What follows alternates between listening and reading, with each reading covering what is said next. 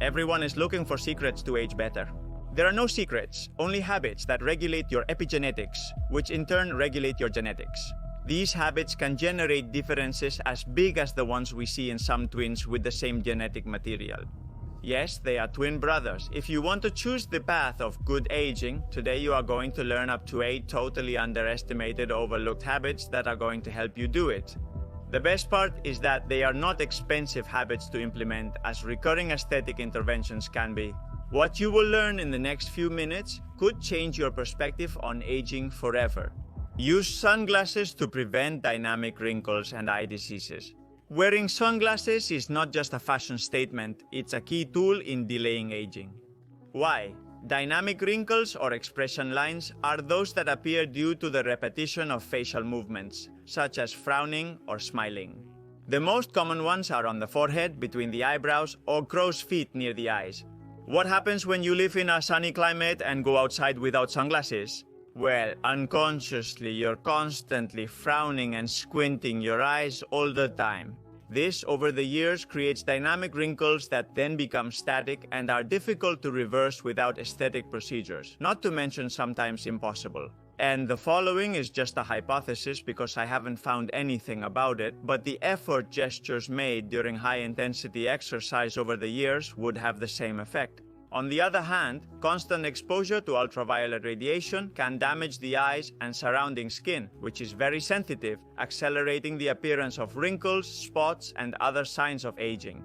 The right sunglasses block ultraviolet A and B rays, protecting not only the delicate skin around the eyes, but also preventing major eye conditions like cataracts and macular degeneration.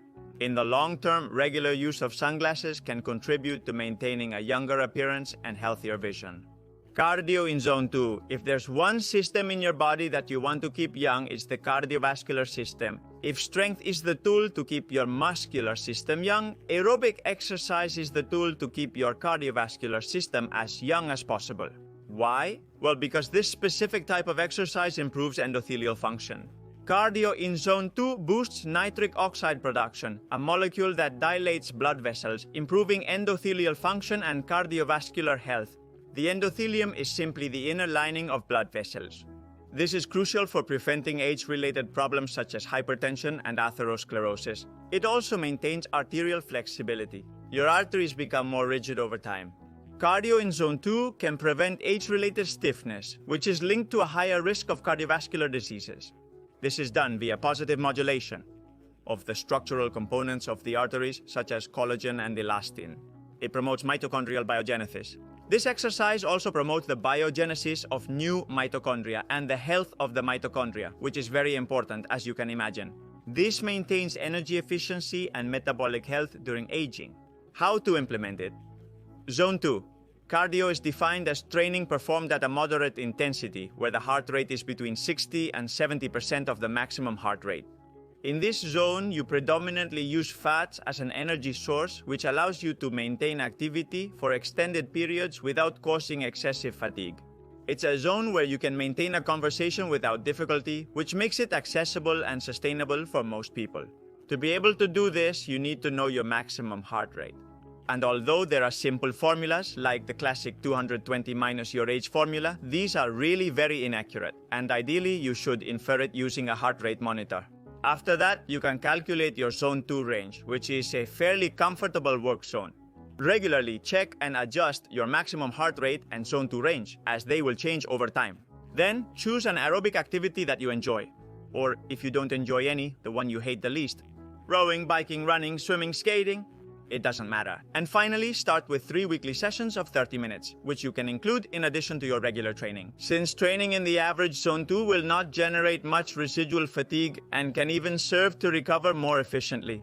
Set sleep and wake up times. Maintaining a regular sleep schedule not only improves your rest, but also has profound anti-aging effects. When we talk about improving rest, it seems that the only important thing is to sleep a certain number of hours. Another crucial yet overlooked factor in health and aging is not the number of hours. It's the regularity in the times of going to bed and getting up. This regularity achieves one thing: having well-marked, defined, and regulated circadian hormonal rhythms. Remember that the production of hormones like melatonin and cortisol follow a very specific circadian hourly pattern, which are affected by your sleep and wake times.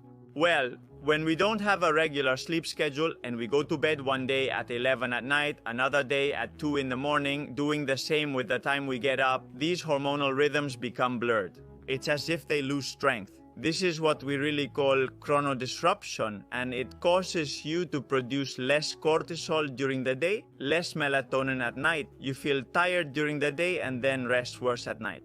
You neither activate enough during the day nor rest well at night. This is what happens when you travel far to a very different schedule for the first 2 or 3 days until your body adapts. Therefore, if you want your biology to work like a clock, you have to give it regular schedules. The quality of sleep, your hormonal production, immune system, and subjective feeling of energy will greatly improve. The problem is that socially we are not willing to do this on the weekend, and since our leisure time is usually at night, your circadian rhythms are totally affected. What time do you go to bed and get up each day? Let's do a survey in the comments. Use sunscreen on your face. Although it's important to protect all skin from potential genomic damage caused by the sun and never get sunburned, the face is the most visible and exposed part of the body. This means that if your number one goal is to age well, you should emphasize photoprotection of your face.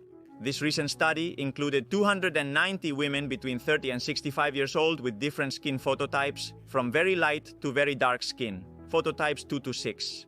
They divided them into 2 groups. They first continued with their usual skincare routine, while the second group added a sun protection factor 60 sunscreen that they applied twice a day.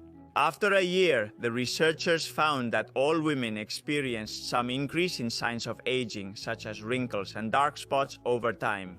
However, the group that used the high protection sunscreen showed significantly less progression of these signs. In particular, forehead wrinkles, marionette lines, lines running from the mouth to the chin, and dark spots worsened between 30 and 50% less compared to the group that continued with their usual routine.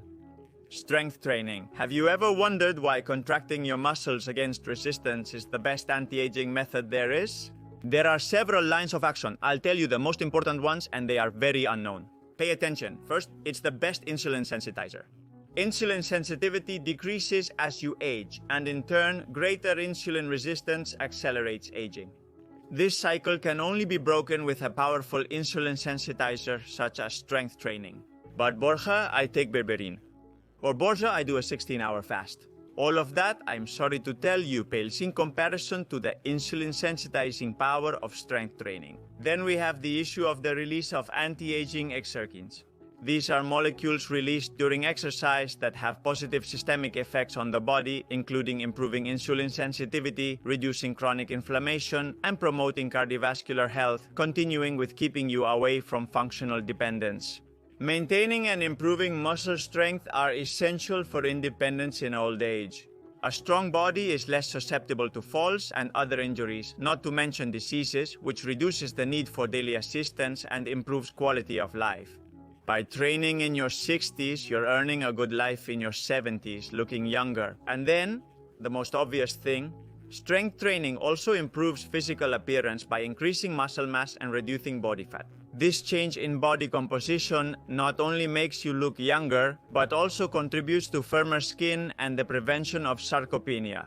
Remember, a condition characterized by the loss of muscle mass with age. Visit a psychologist and psychiatrist. Yes, you heard right. Mental health and related factors, such as life satisfaction, affectivity, neuroticism, and depressive symptoms, greatly influence what you will experience and how you will live. This study, done with Mendelian randomization, establishes causality, not correlation, this is important, between better mental health and successful aging, independently of your income, education, and occupation. Improving your mental health is a tough task that you should not undertake alone. Optimizing your lifestyle is central, including time for yourself and your self-care. Knowing how to surround yourself well is just as important, but never forget that going to therapy to work on your mental health is also a tool to ensure successful aging. And whenever you can and have the resources to do so, I recommend that you do it. Changes don't happen overnight, but when you look back in time, you'll be glad you took the step. I remind you that you have online psychology consultation available here.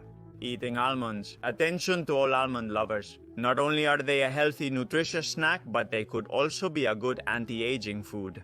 At least that's what a recent study claims. In it, the daily consumption of almonds generated very interesting effects on the skin, especially in postmenopausal women with Fitzpatrick skin types 1 and 2. The researchers of this study decided to test this theory over 24 weeks. They divided the participants into two groups. The first consumed almonds as part of 20% of their daily calorie intake, which is quite a lot, and the second ate a different snack but with the same calories. What did they find? Well, at 16 weeks, the women who ate almonds showed a significant reduction in the severity of their wrinkles, and this improvement continued until week 24, with a 16% reduction in wrinkles. In addition, the almond group also saw a 20% decrease in the intensity of facial pigmentation, which lasted until the end of the study. This suggests that almonds could be a natural option for improving certain signs of photoaging, without being the most important, of course. These signs would mainly be wrinkles and pigmentation, without negatively affecting other aspects of skin health. The only explanation is their contribution of fatty acids, polyphenols, and antioxidants like vitamin E. Remember that what you put in your mouth also has an impact on your skin. Of course, we're talking about natural almonds. Spermidine. Spermidine is a natural polyamine that plays a crucial role in promoting longevity through the induction of what? Do you remember? From autophagy. A cellular process that allows the degradation and recycling of damaged or dysfunctional cellular components. Examples of these damaged components or misfolded proteins or dysfunctional mitochondria. This process is essential for maintaining cellular homeostasis and preventing the accumulation of damaged proteins and defective organelles, factors associated with various age-related diseases. In addition, spermidine has shown protective effects against cardiovascular, neurodegenerative, and arthritic diseases in preclinical models, reinforcing its potential as an anti-aging agent. But remember, preclinical models. Studies suggest that spermidine supplementation in humans should be at least 1 or 2 milligrams per day to achieve some beneficial effect related to longevity. However, these values are still under study and may vary according to individual factors such as diet and genetics. Supplementation with spermidine in higher doses has shown safety in clinical trials, but much more research is still needed to determine the optimal dose for longevity in human populations. And look, spermidine is found in foods that you really don't expect, derived from wheat, like wheat germs, soy and soy derivatives, cheeses or cured meats or mushrooms. Also in legumes and nuts, but in lesser amounts. If you want to know more about it, we made a video a while ago that you have here. Finishing up, since we're talking about aging, I've been working on a big project for a year, a master's in anti-aging and longevity aimed at health professionals. You will have the best communicators and professionals teaching you how to optimize your aging and that of your patients. If you're interested and want to be the first to receive information, sign up here. Thank you for staying until the end and for your attention. A big hug and keep empowering. Thank you.